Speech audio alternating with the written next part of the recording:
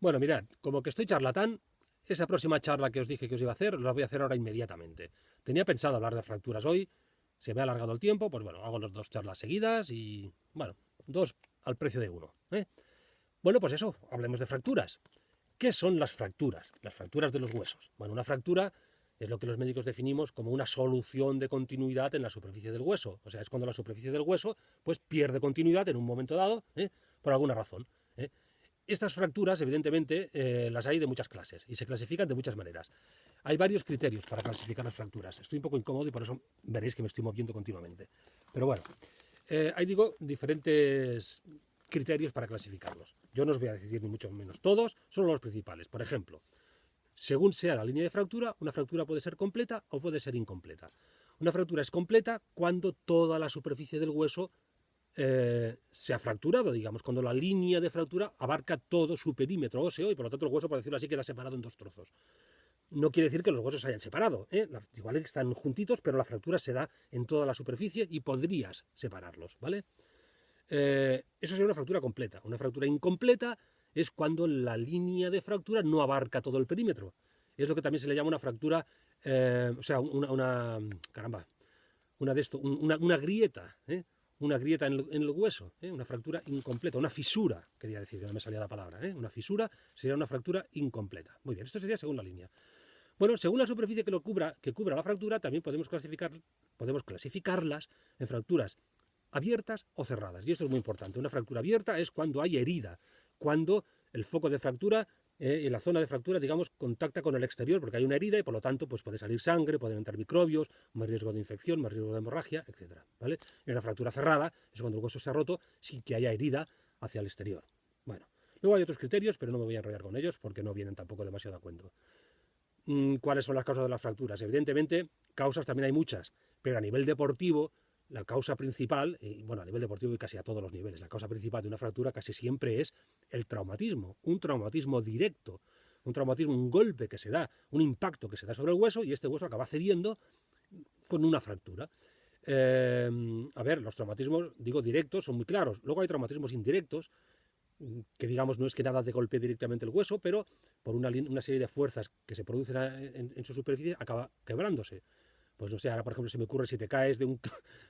Bueno, yo soy un poco bestia con los ejemplos, ¿no? Pero iba a decir si te caes de un quinto piso. Bueno, si te caes de un quinto piso posiblemente te rompan muchas cosas, ¿no? Pero bueno, si te caes de una superficie, de pie, por ejemplo, pues puedes tener una fractura de vértebras por el hecho de que el impacto, la caída, pues te produce una compresión de una vértebra con la otra y una acaba fisurándose o quebrándose. Sería una fractura en este caso por un traumatismo indirecto. Pero bueno, por lo tanto digo la causa de las fracturas, los traumatismos. Pueden haber otras causas, pueden haber las causas que llamaríamos los médicos fracturas patológicas, ¿no? Porque tienes osteoporosis, falta de calcificación, porque tienes un tumor óseo, porque tienes infecciones óseas. Pero bueno, a nivel deportivo, repito, luego hablaré de la fractura de estrés, pero a nivel deportivo las fracturas normales, digamos, se producen por traumatismos. Los síntomas, pues bueno, los síntomas ya os podéis imaginar. Los síntomas, evidentemente, dolor, el dolor en una fractura es bastante intenso, no sé si alguna vez os habéis roto un hueso, también dependerá del hueso, ¿no? Pero siempre duele, y duele bastante además. Si la fractura es completa, puede haber deformidad, porque los extremos óseos se hayan trasladado, se hayan movido un poco, entonces puede haber deformidad de la zona. Puede haber incluso movilidad anormal, porque aquel foco de fractura pues se mueve, aquella zona que debería ser fija se está moviendo porque está roto. Cuidado, estos son síntomas que no siempre se ven y que tampoco hay que buscar, no hay que empezar allá a ver si se mueve, pero que se pueden dar. Crepitación, que son crujidos de los extremos óseos cuando se frotan uno con el otro, tampoco es que hay que ir a buscarlos, pero si se ve al tocar una extremidad que hace que te catacrec, pues cuidado que puede haber una fractura, si a esto le añadimos el hecho de que además está deformada, ¿no? Luego, hematoma, equimosis. Mirad, esto del hematoma y el equimosis aprovecho para decir una cosa. A ver, la gente, el hematoma y la equimosis muchas veces lo confunden. Un hematoma es una colección de sangre. Es una cantidad de sangre que se localiza en una zona, debajo de la piel, en un músculo, y esa colección de sangre se le llama hematoma. No es un morado. La gente cuando tiene un morado en la piel, el morado, dicen que tiene un hematoma. Cuidado, muchas veces lo dicen. Bueno, pues eso está mal dicho. El morado se llama equimosis. La equimosis es el morado. El bulto, el chichón, por decirlo así, un chichón es un hematoma. Un morado es una equimosis. Bueno, pues en una fractura habrá un hematoma, que casi siempre es bastante instantáneo, se produce bastante pronto, y una equimosis que suele aparecer al cabo de las horas, incluso al día siguiente, 24 horas, y muchas veces a distancia del foco de fractura. No sé, te rompes el cuello del húmero y la equimosis te aparece por detrás de la escápula. Y, en fin, no voy a estar ahora explicando, pero normalmente la equimosis se va trasladando a las zonas declives, y entonces te encuentras que el foco de fractura lo tienes en una zona y la equimosis te aparece un poquito a distancia, y además extendida, y va cambiando de color, en fin, es el morado, ¿vale? Muy bien. Puede haber incluso fiebre si la fractura es importante, una fiebre que nunca es mayor de 38. Si una persona tiene una fractura y tiene una temperatura de más de 38, hay que pensar que aquella fractura se haya podido infectar, cuidado. Hasta 38 es la fiebre de Broca, que se llama, que es consecuencia de la propia fractura. Pero un hueso roto y más de 38 grados de temperatura, cuidado que aquella fractura posiblemente esté infectada y haya que dar antibióticos. Muy bien, vale. Estos serían los síntomas. ¿Cuál es el tratamiento de las fracturas? Tampoco voy a entrar en detalle. El tratamiento es reducción, que quiere decir colocar los huesos en la posición correcta. Evidentemente esto no hay que hacerlo nunca en el campo de juego, digamos, allá a lo bestia. La reducción hay que hacerla en el hospital, normalmente bajo control radiológico y algunas veces incluso de forma quirúrgica. No se puede reducir si no es en el quirófano. Pero bueno, reducir es volver a colocar los huesos en la posición normal. Luego, inmovilización, o sea, una vez está reducido el hueso, siempre que se haya podido, se inmoviliza, y la inmovilización también básicamente tiene dos maneras de inmovilizar. Una es lo que se llama a través de osteosíntesis, es decir, clavos, tornillos, alambres, etcétera, es decir, inmovilización quirúrgica.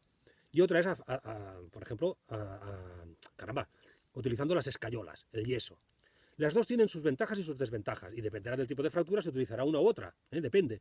Mira, la ventaja de la osteosíntesis es que enseguida puedes iniciar la rehabilitación, porque con la osteosíntesis normalmente no se inmovilizan las articulaciones, con lo cual puedes al día siguiente, bueno, al día siguiente tal vez no, pero a las 48 horas, 30 o 3 días o 4, puedes empezar ya a iniciar rehabilitación, movimientos, bicicletas si es en el fémur, se puede empezar a mover la extremidad, con lo cual se reducen las atrofias musculares y todos los problemas secundarios a la inmovilización. Esta es su ventaja.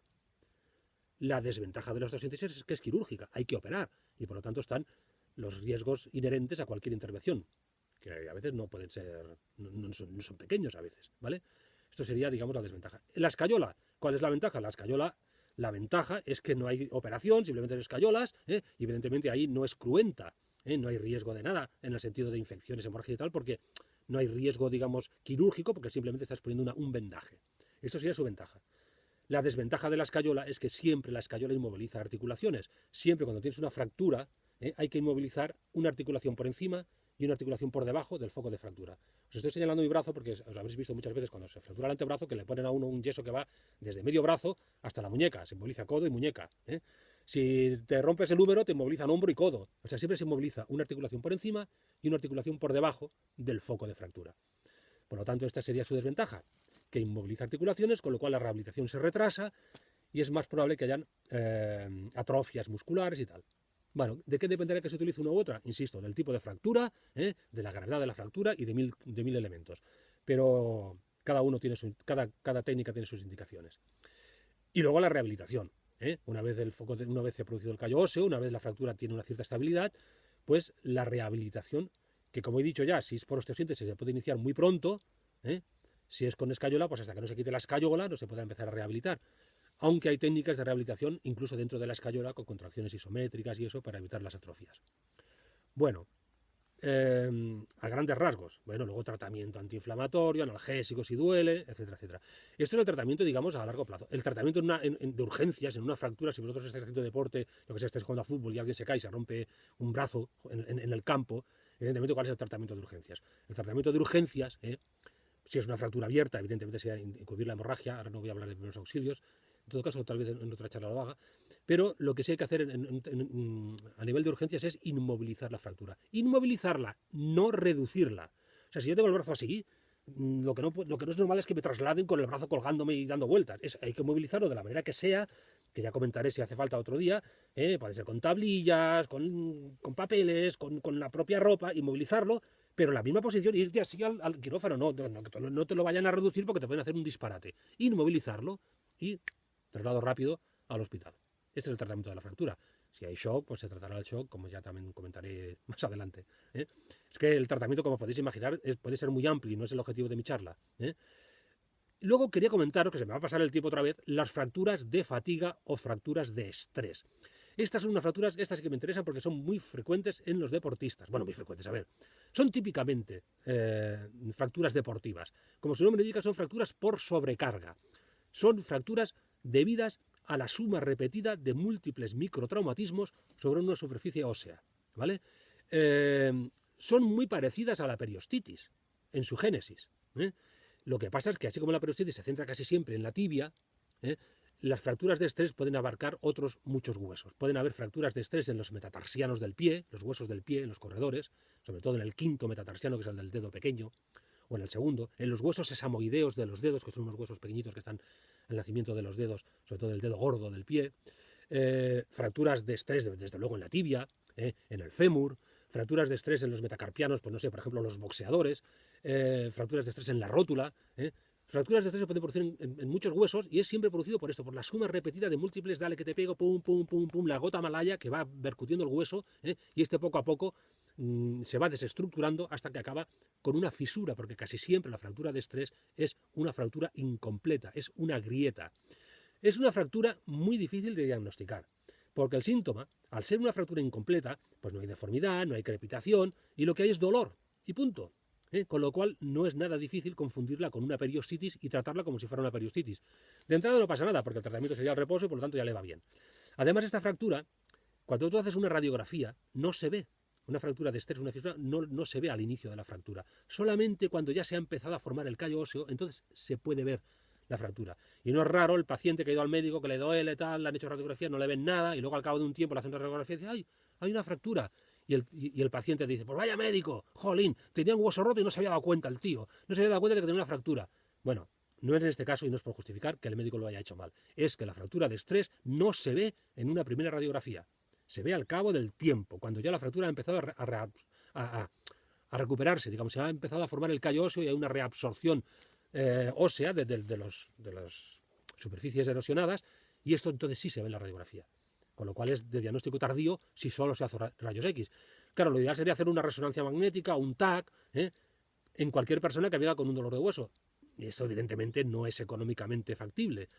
Lo que sí hay que tener en cuenta es que el médico del deporte o el traumatólogo del deporte pensar en la posibilidad de una fractura de estrés cuando las circunstancias que el paciente te está contando son sugestivas de ella. Sobrecarga, material inadecuado, como he dicho antes, dolor intenso que aumenta con el ejercicio y que disminuye con el reposo, una periostitis rebelde. Bueno, pues empezar a sospechar en la posibilidad de una fractura de estrés, una fractura de fatiga. El síntoma, como ya he dicho, es ese, dolor. Dolor, aumento de la temperatura local, puede haber un aumento de la temperatura local, puede haber una pequeña equimosis, acordaos, equimosis es un moradito, puede haberla, puede haber también un pequeño engrosamiento, pero todo esto es muy secundario y muy poco frecuente, y básicamente eso, dolor mecánico. El tratamiento, pues ya os podéis imaginar, ¿cuál es el tratamiento de una fractura? El reposo, Aquí no hay que hacer reducción, es una grieta, es el reposo, la inmovilización. Una fractura tiene un tratamiento, dependiendo del hueso, de entre 4 y 6 semanas para que el hueso suelde. Por lo tanto, cuidado, una fractura de estrés requiere su tiempo para que el hueso se solidifique, se calcifique y se forme el callo óseo. Y luego, evidentemente, pues otra vez, mejorar la técnica de entrenamiento si es que estáis inadecuada, evitar las sobrecargas, evitar el excesivo trabajo, evitar el material inadecuado, en fin, tratar dentro de lo posible las causas que se puedan constatar. Bueno, pues yo la verdad es que me falta tiempo y no quiero hacer charlas más largas de 10, 15 minutos porque la verdad es que para hartarse, ¿no? Un poco.